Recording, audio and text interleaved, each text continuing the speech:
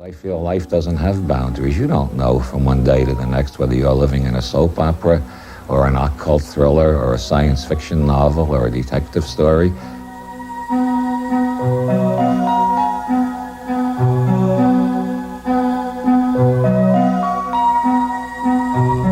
Human beings are so ingenuity.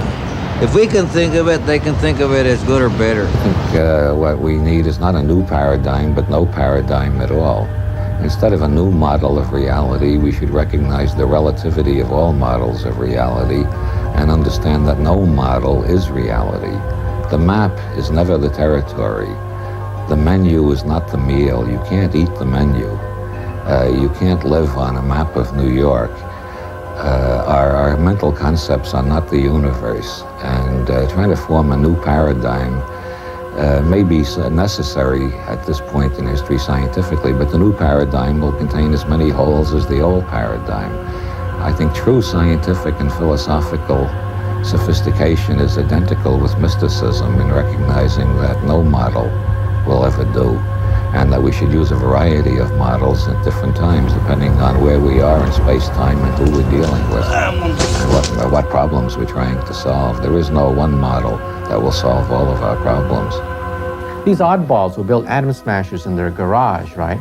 There were a lot of us, and they were awarded the Hertz Engineering Scholarship, fell under the charisma of Edward Teller, and because we had no memory of the Cold War, no memory of the Teller-Oppenheimer case, no professional memory of the fact that Teller was essentially isolated from the mainstream of physics, we followed the man, and many of us went right into the Livermore National Laboratory, where the Hertz scholars perfected the Star Wars system. Come on, Jay, you know Star Wars is just a fantasy. But I can't do my medical research anywhere else, you know that. I can't stop now. Let me see if I've got this straight. You help them blow up the world, and in return, they'll let you invent some new Band-Aids. That's a fair trade-off. Well, a few months ago, I visited China, and I was able to walk along the Great Wall of China. And they told me that this fabulously long wall was the Star Wars of ancient China. It was designed to keep the Mongol hordes out of China, and yet all the emperors essentially bankrupted the treasury, causing revolutions inside early China because it drained the treasury for several dynasties.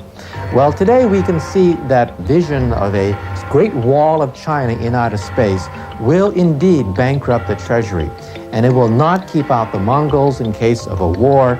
So many of us physicists that have worked against the Star Wars program believes that, first of all, you can penetrate that Star Wars shield, and second of all, it gives the illusion that you can have first strike capability. That is, it gives the illusion that you can strike first from behind a bulletproof vest. Borders have been substantial in my life, perhaps more substantial than I believe they should be. I would like to see a world without such borders. What are you doing? Sometimes you have to join him to beat him.